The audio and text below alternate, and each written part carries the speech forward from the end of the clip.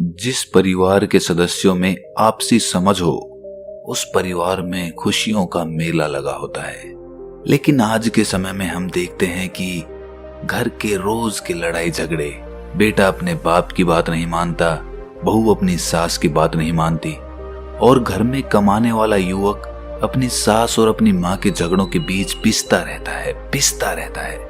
ना उसकी बात उसकी माँ समझती और ना ही उसकी पत्नी समझती, और रोज घर में कलेश होते रहते हैं। आदमी उन्नति करे तो कैसे करे, घर में खुशियां आए तो कैसे आए।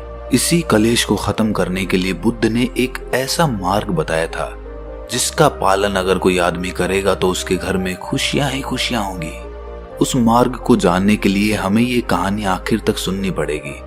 इससे पहले कि आप इस कहानी में खो जाएं, इस चैनल को सब्सक्राइब जरूर कर लें। तो चलिए कहानी शुरू करते हैं। बात उस समय की है जब गौतम बुद्ध ज्ञान प्राप्ति के बाद नगर नगर घूमकर भिक्षा मांगते थे और लोगों में अपना ज्ञान बांटते थे। एक बार पूर्णिमा का दिन था। बुद्ध अपना भिक्षा पात्र हाथ में लिए हुए 1250 भिक्षुओं के साथ एक नगर में प्रवेश करते हैं। वे सभी मंद गति से और मौन अवस्था के साथ चल रहे थे। नगर की सड़कें दीपों और ताजे फूलों से सजी हुई थी।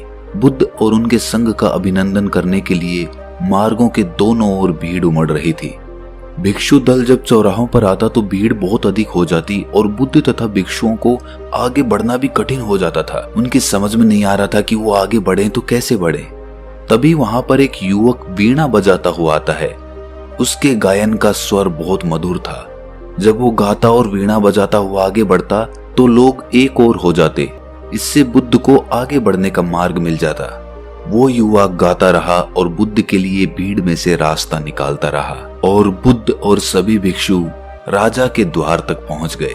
उस नगर के राजा बिंबिसार ने उन्हें अपने यहाँ पर भोज के लिए आमंत्रित किया था।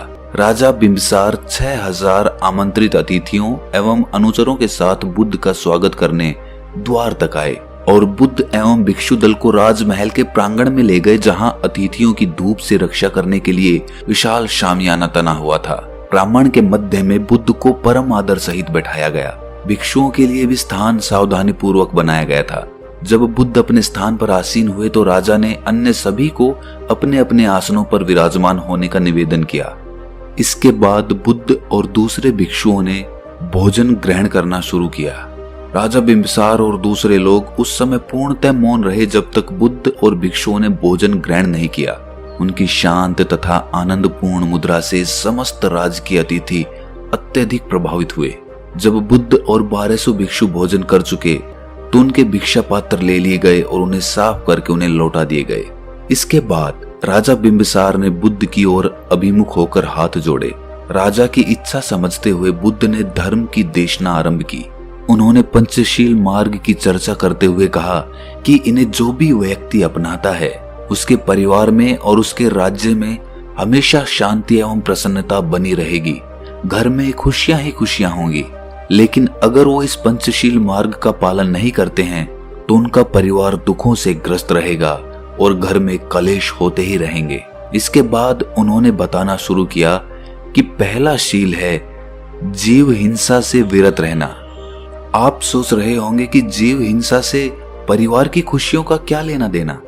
इस पर बुद्ध ने बताया कि इस शील का पालन करने से करुणा भाव जागृत होता है। सभी प्राणियों को मृत्यु का डर होता है। जैसे हमें अपने प्राणों का मोह होता है, उसी तरह हमें अन्य प्राणियों के प्राणों को समझना चाहिए। हमें केवल मानव हिंसा ही नहीं करनी चाहिए, वरन अन्य प्राणियों की हत्या करने से भी बचना चाहिए। हमें मनुष्य, पशुओं और पेड़ पौधों के साथ भी अहिंसा के भाव से रहना चाहिए। यदि हम अपने हृदय में प्रेम का भाव रखें तो हम कष्टों को कम करके जीवन को आनंदपूर्ण बना सकते हैं। यदि प्रत्येक नागरिक अहिंसा का व्रत ले ले तो सभी परिवारों में शांति बनी रहेगी। जब लोग एक दूसरे के जीवन का आदर करेंगे तो पड़ोसी पड़ोसी में और घर के सदस्यों में कोई कलह नहीं होगी। दूसरा शील है चोरी से विरत रहना। किसी आदमी को यह अधिकार नहीं कि वो दूसरों की कमाई से अर्जित धन संपदा खुद इस्तेमाल करे। दूसरे की वस्तुओं को हथियाने का प्रयास करना दूसरे शील का उल्लंघन है। दूसरों को धोखा मत दो या अपने प्रभाव का प्रयोग करके अन्य सदस्यों की वस्तुएं मत छीनो। हम देखते हैं कि परिवार में ज्यादातर झगड़े इसी बात पर पनपते हैं कि घर का दूसरा सदस्य कमा रहा होता है जबकि पहला सदस्य बैठकर खा रहा होता है। लेकिन दूसरा सदस्य कब तक कमाएगा? उसकी खून पसीने की कमाई उसी की है, उस पर उसी का हक है। और जब आप सक्षम होते हुए भी नहीं कमाएंगे तो स्पष्ट है कि घर में लड़ाई झगड़े पनपेंगे ही। एक उम्र तक बाप का हक होता है बेटे को पालना पोसना, लेकिन उस उम्र के बाद भी जब बेटा कमाने नहीं लगता तो बाप को गुस्सा आने लगता है, जिससे घर में लड़ाई झगड़े पनपने लगते हैं। और यही कहानी भाइयों की होती है। दो भाइयों में से एक भाई कमा रहा होता है और दूसरा बैठ के खा रहा होता है। इससे परिवार फटने लगता है। इसीलिए दूसरों की कमाई पर निर्भर ना रहें। अगर आप खुद सक्षम है काम करने के तो खुद खून पसीने की कमाई से अपना धन जुटाएं। इससे परिवार में बंटवारा नहीं होगा। तीसरा शील है व्यभिचार से विरत रहना, यानी कि शरीर संबंध केवल पति पत्नी के बीच रहने चाहिए। इस शील का पालन करने से परिवार में विश्वास और खुशी बढ़ती है। यदि आप प्रसन्नता चाहते हैं, घर में खुशी चाहते हैं, तो बहुत सी रखेलों को मत रखिए। आजकल हम देखते हैं कि समाज में कितने तलाक हो रहे हैं। पति पत्नी में विश्वास ही नहीं रहा है। अगर पति अपने काम के सिलसिले में किसी औरत से बात कर रहा है तो पत्नी को शक हो जाता है, और यही बात पत्नी के साथ भी लागू हो जाती है, जिससे दोनों में विश्वास की बुनियाद नहीं बन पाती है। और अगर पति पत्नी में ही विश्वास नहीं रहेगा तो परिवार कैसे चलेगा? परिवार में खुशियां ही कैसे आएंगी? लेकिन अगर आपका आचार व्यवहार अच्छा है तो पति और पत्नी दोनों को एक दूसरे के बारे में पता चल ही जाता है, क्योंकि वो दोनों एक दूसरे के बहुत करीब होते हैं। तो अगर आप अपनी जगह सही हैं तो आपका परिवार हमेशा बना रहेगा और उसमें खुशियां भी आएंगी। चौथा शील है असत्य भाषण से दूर रहना। ऐसे वचन मत बोलिए जिससे विभाजन हो या घृणा बढ़े। आपके वचन सत्य पर आधारित होने चाहिए। हाँ कहने का अर्थ हाँ हो और नहीं कहने का अर्थ नहीं। शब्दों में विश्वास और प्रसन्नता जगाने की शक्ति होती है। शब्द ही गलतफहमी और घृणा भी पैदा कर सकते हैं, यहाँ तक कि उनके कारण हत्या और युद्ध होना भी संभव होता है। इसीलिए कृपया शब्दों का प्रयोग अधिकतम सावधानी से करें। हम देखते हैं कि घरों में जो सास बहू के झगड़े होते हैं वो सिर्फ भाषा की वजह से ही होते हैं। अगर हम सत्य बोलें, स्पष्ट बोलें और अपने शब्दों को माप तोल कर बोलें तो इससे घर में लड़ाई झगड़े बहुत कम होंगे। अगर होंगे भी तो इतना बड़ा रूप नहीं लेंगे, वो थोड़े समय में ही समाप्त हो जाएंगे। लेकिन जब हम लड़ने लगते हैं या गुस्सा करने लगते हैं तो हम कुछ शब्द ऐसे बोल जाते हैं जो जीवन पर्यंत हमारे दिल में चुभते रहते हैं और उस आदमी के प्रति हमारे मन में घृणा पैदा हो जाती है, जो कभी भी प्रेम में नहीं बदल पाती। तो आप कितने भी गुस्से में क्यों ना हो, अपने शब्दों को माप तोल कर ही बोलें। ऐसा कोई भी शब्द ना बोले जिससे दूसरे के दिल में आपके प्रति घृणा पैदा हो जाए। जिस बात पर आपकी चर्चा हो रही है उसी विषय के बारे में बोलें, दूसरे विषय को बीच में मत लेकर आए। पांचवा शील है मद्यपान या नशीले पदार्थों से दूर रहना। मद्यपान और उत्तेजक पदार्थों के सेवन से चित्त की स्पष्टता समाप्त हो जाती है। जब कोई नशे में होता है तो वो स्वयं अपने लिए, अपने परिवार तथा दूसरे लोगों के लिए बहुत सारी कठिनाइयां पैदा कर देता है। इस शील पर आचरण करने से शरीर और मन स्वस्थ रहता है। बहुत से लोग मदिरापान करने के आदी होते हैं।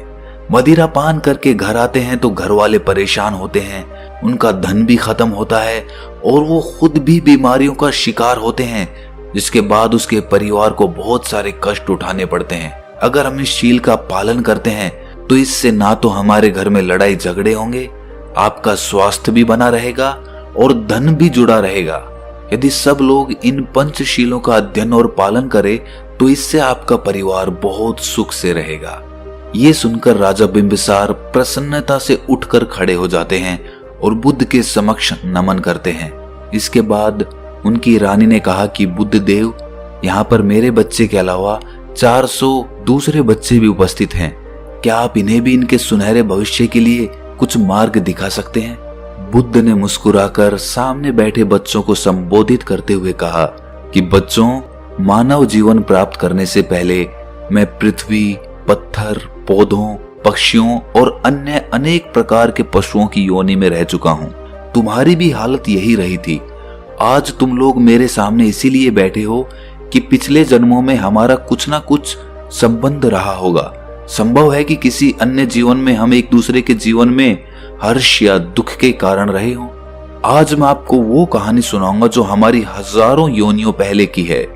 ये कथा एक बगुले, एक केकड़े, एक वृक्ष और मछलियों की है। संभव है कि इनमें से कोई बगुला, केकड़ा या मछलियों में से एक रहा हो। मैं उस समय एक वृक्ष था। बगुला बहुत धोखेबाज था और उसके कारण मुझे बहुत कष्ट सहना पड़ता।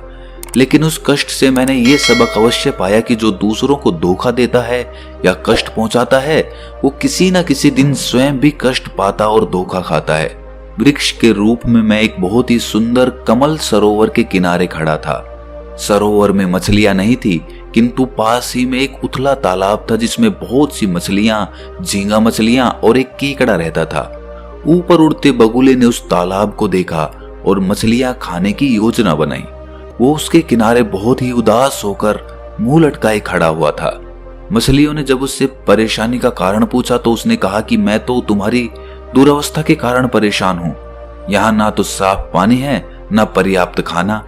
मछलियों ने पूछा कि क्या आप हमारी परेशानी दूर करने का कोई रास्ता जानते हैं?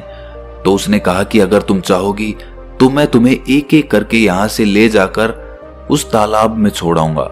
वहां पर साफ पानी है और खाने के लिए भी बहुत सी चीजें हैं।